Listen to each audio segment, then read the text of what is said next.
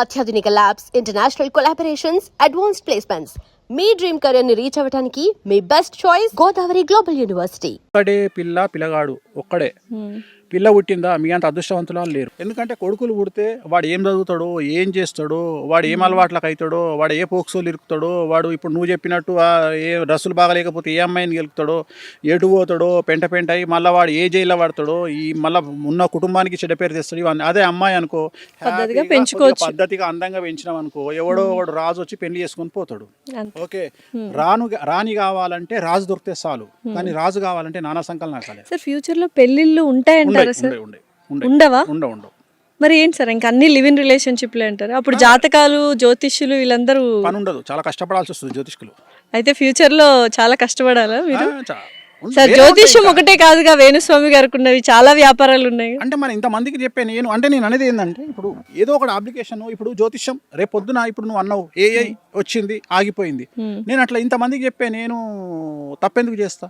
నేను ఇప్పుడు ఒక ఎలక కానీ పాము కానీ 10 పొక్కలు చేసుకుంటుందంట. ఒక పొక్కలు కట్టే పెట్టంగా ఇంకో పొక్కలు బయటకు వెళ్ళిపోతుంది. అట్లనే నేను కూడా ఒక ఇన్కమ్ ఆగిపోతే ఇంకో ఇన్కమ్ రెడీగా చేసుకుంటా. అట్లా నేను ఎప్పుడు 5-6 ఇన్కమ్ల మీద బతుకుతా. ఎందుకంటే ఏ ఇన్కమ్ అన్నా ఏ క్షణమైనా అయిపోవచ్చు.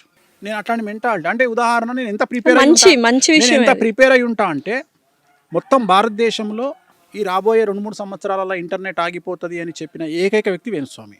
ఇప్పుడు కూడా చెప్తున్నా, ఇంటర్నెట్ ఆగిపోయిందంటే మన పరిస్థితి ఏంది? బ్యాంకుకు పోయినావు, బ్యాంకులు పనిచేయవు. ఎప్పుడు ఆగిపోతుంది? ఎప్పుడన్నా ఆగిపోవచ్చు. గురువు అధిచారంలో ఉన్నాడు, ఎప్పుడన్నా ఆగిపోవచ్చు. రేపే ఆగిపోవచ్చు, ఇవాళనే ఆగిపోవచ్చు. నువ్వు అబ్జర్వ్ చేస్తే గత 4 నెలల నుండి మన మొబైల్ ఫోన్స్ సరిగా పనిచేయట్లేదు. గత 4 నెలల నుండి మన ఇంటర్నెట్ మొబైల్ నెట్వర్క్ సరిగా పనిచేయట్లేదు. ఒకవేళ మీరు అబ్జర్వ్ చేసి ఉంటే ఫ్రీక్వెంట్గా ఈ సంవత్సరం జనవరి నుండి మనకు రెగ్యులర్గా ఎప్పుడైతే యుద్ధం స్టార్ట్ అయిందో అప్పటి నుండి మన మొబైల్ నెట్వర్క్లో ఇష్యూస్ స్టార్ట్ అయినాయి. మీరు అబ్జర్వ్ చేసి ఉంటే, సో ఇది ఎప్పుడన్నా జరగవచ్చు. మొబైల్ నెట్వర్క్ ఆగిపోయి ఇంటర్నెట్ ఆగిపోయింది అంటే, నువ్వు షాపుకు పోయి పప్పు అడిగితే వాడు పైసలే అడుగుతాడు. నువ్వు పైసలు లేవు, మొబైల్ ఫోన్ తీసి ఇట్లా GPA అన్నావు అనుకో, నీ ఫోన్ తీసి ఆడ పడేస్తాడు. 17 Pro Max పో అంటాడు ఇంటికి. సో డబ్బులు పెట్టుకోవాలి. సో అందుకని నికరంగా డబ్బులు పెట్టుకోండి. పదే చెప్తున్నా, ఆయిల్ రేట్ పెరుగుతుంది, ఆయిల్ 400 అవుతుంది, పాల రేట్ పెరుగుతుంది 200 అవుతుంది, బియ్యం రేట్ పెరుగుతుంది 200 అవుతుంది. రాబోయే కాలంలో గ్యాస్ దొరకదు, పెట్రోల్ దొరకదు, నూనె దొరకదు, డీజిల్ దొరకదు. అన్నిటికంటే ముఖ్యం లిక్విడ్ క్యాష్ దగ్గర పెట్టుకోవాలి.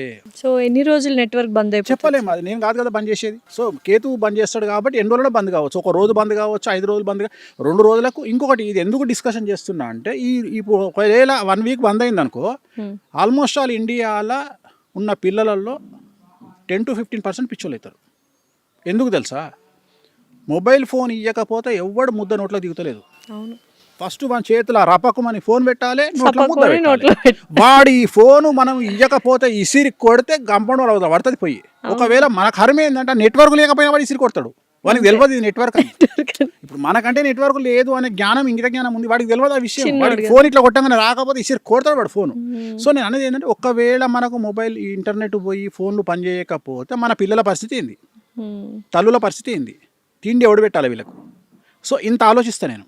అంటే ఇంత దూరం ఆలోచిస్తా నేను ప్రతిదీ అంత నా చుట్టూ ఉండే వాళ్ళని ఎప్పుడు నేను కాషన్ చేస్తుంటాను, జాగ్రత్తగా ఉండండి, ముందు చూపు ఎక్కువ చెప్తుంటా. నేను వేణుస్వామి చెప్పింది 5 ఏళ్ల తర్వాత జరిగేవి ఉంటాయి. చాలా 5 ఏళ్ల తర్వాత ఏం జరుగుతుందో చెప్తారా మాకు? ఇంపార్టెంట్ థింగ్స్ ఇవి జరుగుతాయి. ఇంపార్టెంట్ థింగ్స్ ఏమవుతుంది అంటే, బంగారం రేటు 5 లక్షలు అవుతుంది. 5 లక్షలు అయిపోతుందా? వెండి 6 లక్షలు అవుతుంది. బంగారం కంటే వెండి ఎక్కువైపోతుంది. వెండి పెరుగుతుంది, 6 లక్షలు అవుతుంది. తర్వాత బియ్యము 200 అవుతుంది, పాలు 200 అవుతుంది, పెట్రోలు డీజిల్ ఆల్మోస్ట్ ఆల్ దొరకకపోవచ్చు. సో ఎలక్ట్రిక్ వెహికల్స్ మీద ఆధారపడాల్సి వస్తుంది. తర్వాత చాలా విచిత్రమైనటువంటి మాట, ఇవాళ మతం గురించి మాట్లాడే జనాలు నెత్తిన పెట్టుకుంటున్న సమాజం 2-3 ఏళ్ళ తర్వాత మతం గురించి మాట్లాడితే దొంగలను చూసినట్టు చూస్తారు. సో అప్పుడు మతాన్ని గురించి కాకుండా మనకు తిండి ఎవడు పెడతాడని ఆలోచిస్తాం. మన భారతదేశం నడిచేదే జాతీయ స్థాయిలో. పాయింట్ నీకు అర్థం కాలే. మతాన్ని పక్కన పెట్టేది 2 అంశాలు. 1 ఆకలి, 2 ప్రాణాపాయం. సో అక్కడ పనిచేయవు మతం. అంటే ఉదాహరణ, నువ్వు ఆపత్కాలంలో ఉన్నావు, నీ ప్రాణం పోతుంది, నేను ఆదుకోవడానికి వాడు వచ్చిండు, అవసరం కరెక్ట్. అట్లనే నీకు ఆకలి అవుతుంది, నీకు అన్నం లేదు, నీకు ఎవడో ఒకడు వచ్చి అన్నం పెడుతుండు, అప్పుడు మతం పనిచేయదు. ఆ స్టేజ్కి భారతదేశం వస్తుంది.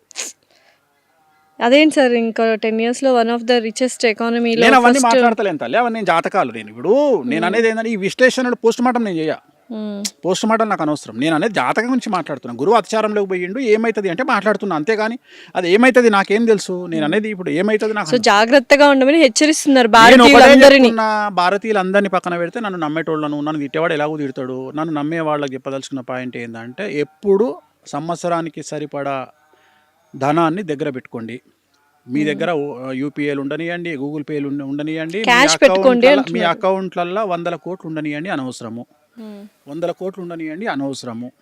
మీ చేతిలో నికరాన్ని డబ్బును దగ్గర పెట్టుకోండి, లిక్విడ్ క్యాష్ ఖచ్చితంగా సంవత్సరానికి సరిపడా లిక్విడ్ క్యాష్ని దగ్గర పెట్టుకోండి. అలాగే సంవత్సరానికి సరిపడా నిత్యావసర వస్తువులను రెగ్యులర్గా మెయింటైన్ చేయండి.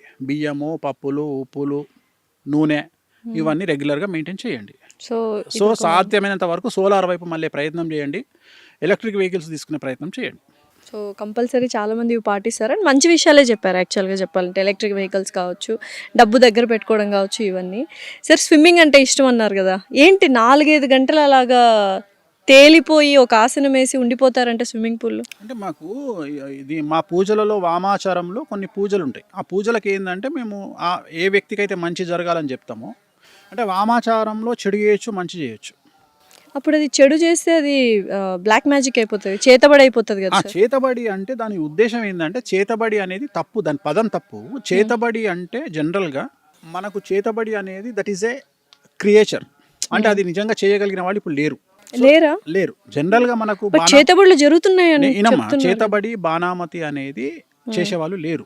సో మన దగ్గర ఉన్నది సత్కాలు పెట్టేవాళ్ళు ఉన్నారు. సత్కాలు పెట్టేవాళ్ళు అంటే ఉదాహరణ నువ్వు చూస్తుంటావు 3 రోడ్ల కూడలిలో కొబ్బరికాయ, నిమ్మకాయలు, గుడ్లు, ఇవి సత్కా అంటారు వీటిని. జనరల్గా మనకు జరిగిన మన చెడును తీసేసి అక్కడ పెడతారు, దాని మించి ఎవరు దాటితే వాళ్ళకి అది అంటుకుంటుంది.